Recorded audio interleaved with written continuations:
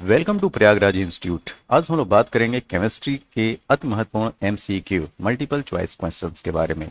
हमारे सामने जो पहला प्रश्न है, प्रश्न ये है कि कार्बन मोनोऑक्साइड को आप कैसे लिखोगे? CO। और नाइट्रोजन के गैसीय मिश्रण को क्या कहते हैं? तो कार्बन मोनोऑक्साइड और नाइट्रोजन का जो मिक्सर होता है वो क्या कहलाता है? तो वो कहलाता है ऑप्शन नंबर सी, मतलब प्रोड्यूसर गैस। तो कार्बन मोनोऑक्साइड और नाइट्रोजन का गैसीय मिश्रण क्या है? Producer gas. इसको याद रखिएगा। अब आते हैं अगले प्रश्न पे। निम्नलिखित में से कौन प्राकृतिक गैस मतलब नेचुरल गैस का मुख्य घटक क्या है? तो मीथेन, एटेन, प्रोपेन, ब्यूटेन। ठीक। तो अगर आपसे पूछा जाए कि प्राकृतिक गैस का मुख्य घटक क्या है, तो वो है मीथेन। ये ऑप्शन नंबर 1। तो मीथेन का केमिकल फॉर्मूला क्या है? CH4। ठीक है, CH4। नेक्स्ट, निम्न में से कौन एलपीजी के घटक है? ठीक है, methane, carbon dioxide, butane, sulphur dioxide. इसका उत्तर ब्यूटेन। अच्छा, ब्यूटेन का अगर आपसे केमिकल फार्मूला पूछा जाए तो ब्यूटेन का केमिकल फार्मूला होगा C4H10। इसका मतलब कि ब्यूटेन किस में आएगा? एल्केन में आएगा। किस में? Alkene, right. और एल्केन का जो एम्पिरिकल फार्मूला आता है वो आता है CnH2n+2। यहाँ पे n कार्बन की संख्या, तो ब्यूटेन में कार्बन 4 होते हैं और हाइड्रोजन क्या होगा? 2n+2। तो 4 दूना 8 और 2 10। तो इस प्रकार ब्यूटेन का सूत्र क्या हो जाएगा? C4H10। निम्न में से किस में अधिकतम ऊष्मीय मान होती है? यहां पे बात की जा रही है कैलोरीफिक वैल्यू की। तो अधिकतम ऊष्मीय मान यहां पे जो 4 ऑप्शन है उसमें सबसे ज्यादा होगा हाइड्रोजन का। सबसे ज्यादा कैलोरीफिक वैल्यू इन 4 ऑप्शंस में किसका है? हाइड्रोजन। अगला प्रश्न, निम्न में से कौन सा न्यूनतम पर्यावरण प्रदूषण करता है? ठीक है, आपसे पूछा जा रहा है कि सबसे कम पॉल्यूशन या इन्वायरमेंट को कम प्रदूषित करने वाला इनमें से कौन सा है? तो डीजल, कोयला, हाइड्रोजन, मिट्टी, तेल। यहां पे भी इसका उत्तर है हाइड्रोजन। अब देखिए होता क्या है, अगर आप हाइड्रोजन को जलाओगे तो हाइड्रोजन क्या है? ये हाइड्रोजन है। और किसी चीज को जलाने का मतलब ऑक्सीजन की उपस्थिति में उसका ऑक्सीडेशन, राइट। तो ये जो कम्बशन प्रोसेस है, ये जो दहन है, इसमें होगा क्या? इसके कॉम्बिनेशन बनेगा 2H2O। देखिए, यस।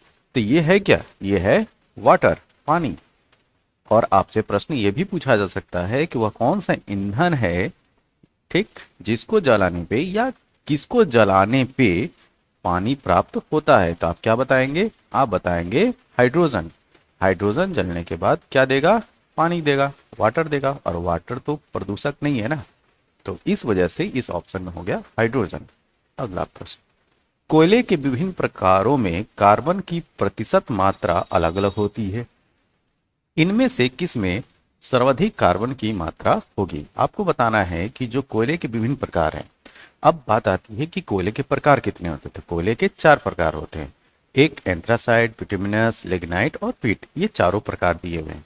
तो सबसे ज्यादा कार्बन की जो प्रतिशतता होती है वो होती है आपके ऑप्शन नंबर डी, एंथ्रासाइट।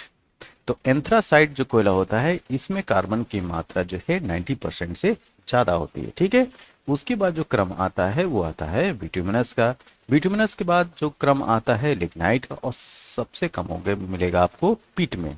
तो ये क्रम आप याद रखिएगा। तो एंथ्रासाइट, बिटुमिनस, लिग्नाइट एंड पीट। तो सर्वाधिक कार्बन की प्रतिशतता आपको मिलेगी एंथ्रासाइट में।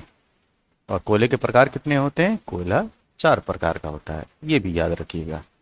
अगला प्रश्न, निम्न में से किसे भूरा कोयला कहा जाता है? आपसे पूछा जा रहा है कि ब्राउन कोल के नाम से कौन जाना जाता है? भूरा कोयला। तो भूरा कोयला है आपका लिग्नाइट, राइट, लिग्नाइट।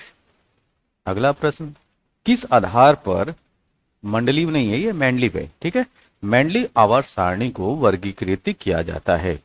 तो मेंडलीव ने आवर्त सारणी जो बनाई थी उसमें उसने लिया था परमाणु भार। क्या? परमाणु भार। और यही इनकी कमी थी। तो यहाँ पे ऑप्शन नंबर ए सही है। ठीक है। इसके बाद जो आधुनिक आवर्त सारणी आती है उसमें कहानी कुछ चेंज होती है। तो उसमें कहानी क्या होती है वो अगला प्रश्न ही मैंने सेट किया है। तो ये है कि किसने मॉडर्न पीरियोडिक लॉ, या ये कहा जाए मॉडर्न पीरियोडिक टेबल जो है, ये किसने बनाया या किसने इस लॉ को लाया? तो जो मॉडर्न पीरियोडिक टेबल है वो लाए थे मोजले। ठीक, यहाँ पे मोस्टली लिखा है, क्योंकि हिंदी में इसको टाइप किया गया है तो ये मोस्टली हो गया है, ये है मोस्ले, राइट। तो मोजले ने मॉडर्न पीरियोडिक टेबल लाया। तो मॉडर्न पीरियोडिक टेबल और मेंडलीव की पीरियोडिक टेबल में क्या डिफरेंस है ये आपको याद रखना है। देखिए, जो मेंडलीव की जो पीरियोडिक टेबल थी उसमें उसने लिया था परमाणु भार। क्या लिया था? परमाणु भार। तो जो तत्व को उसने अरेंज किया था वो परमाणु भार के आधार पर किया था। और मोजले ने जो मॉडर्न पीरियोडिक टेबल बनाया उसके लिए उसने लिया परमाणु क्रमांक, राइट, परमाणु क्रमांक। तो ये डिफरेंस है। तो परमाणु क्रमांक के आधार पे मोजले ने मॉडर्न पीरियोडिक टेबल बनाया था और मेंडलीव ने बनाया था परमाणु भार के आधार पर। ये डिफरेंस याद रखिएगा।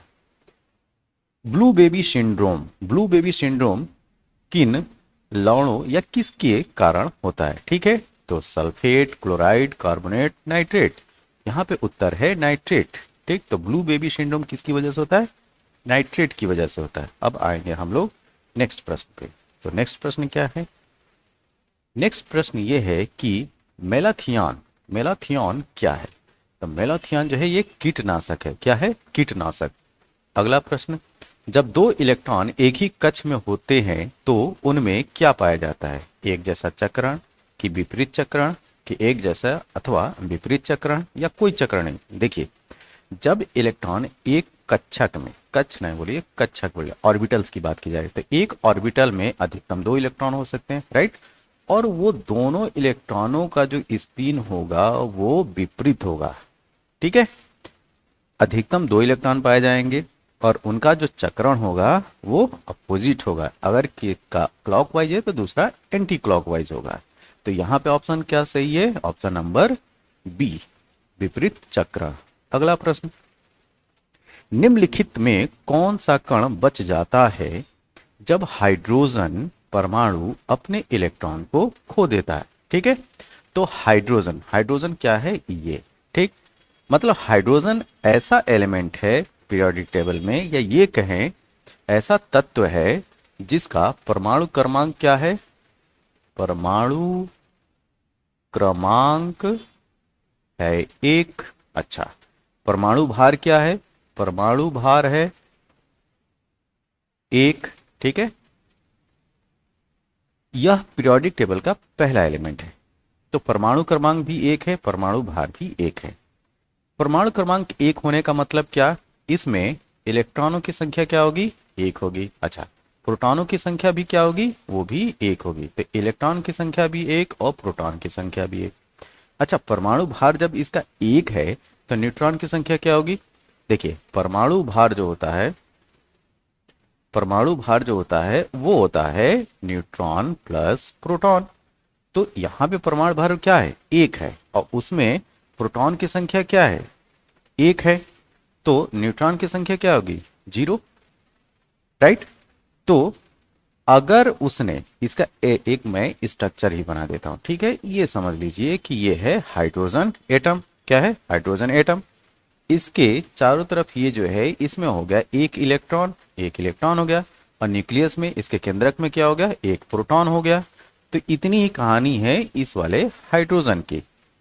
तो अगर इसने 1 इलेक्ट्रॉन अपना खो दिया तो बचेगा क्या? केवल इसके न्यूक्लियस में केवल प्रोटॉन बचेगा, न्यूट्रॉन तो होता ही नहीं है। ठीक, जैसे यहाँ पे हम लोग ने देख लिया।